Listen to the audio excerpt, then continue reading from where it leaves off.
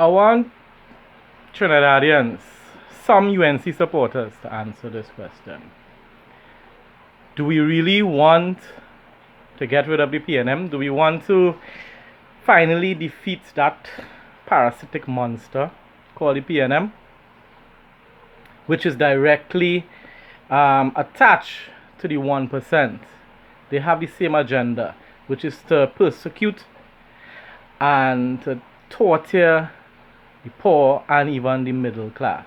Do we really want to remove them? Because it seems as though suddenly many people are growing extra moral convictions, values, principles, especially Christians. But we know a lot of Christians in Trinidad are hypocrites in the first place because they claim PNM is a Christian party, which it is not. It is a secular party.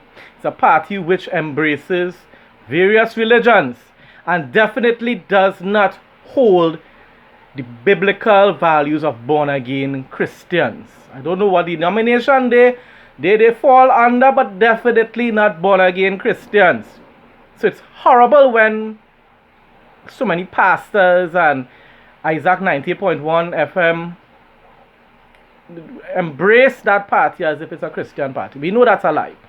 But we're talking about the UNC Christians right about now, who are suddenly getting moral convictions because Jack Warner has teamed up with Kamala to defeat the demonic dragon called Keith Rowley and the PNM regime under him.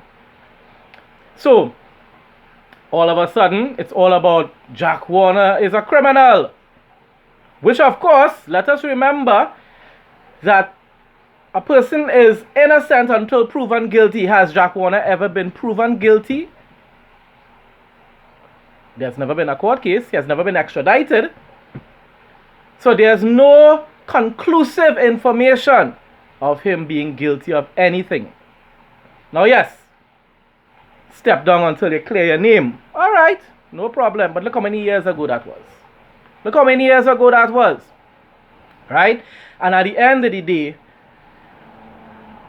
what I look at is how childish Christian people and politicians are behaving right now. Because, okay, look at me. I'm a nobody, eh? I'm a nobody. I'm not a politician. I'm not even middle class. I am very close to what you will call living near the poverty line. I am poor. Look at my background. I don't even have plaster on my walls. Okay? This is the best little spot in my room that I could have gotten to take out this video because the sun is real hot outside right now. Right? But I want to show you all something. Now, as I told the councillor from my area what day it was, I don't blindly support any political party. The only reason why I do support UNC throughout the past decade or more is because I've always agreed with their economic principles and their performance while in governance. Do I support their religious values? No, I don't. And that is the reason why I have been kicked out of not one, not two, but multiple UNC groups when I stood up for my Christian values, my faith, my stance against the one world religion.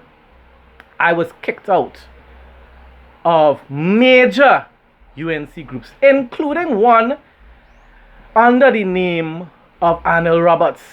Anil Roberts, the Douglas Politics private group. I was kicked out. And it wasn't for defending my faith alone, it was defending a fellow Christian who is in politics. And I was defending that person's rights. And I was kicked out.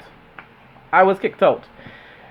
And yet, in spite of that, and as hurt as I was, and as angry as I was, I continued focusing on the main enemy, which is who?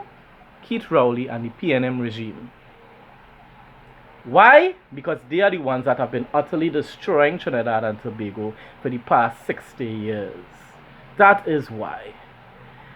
So I do not support UNC because they are perfect or that because they have Christian values.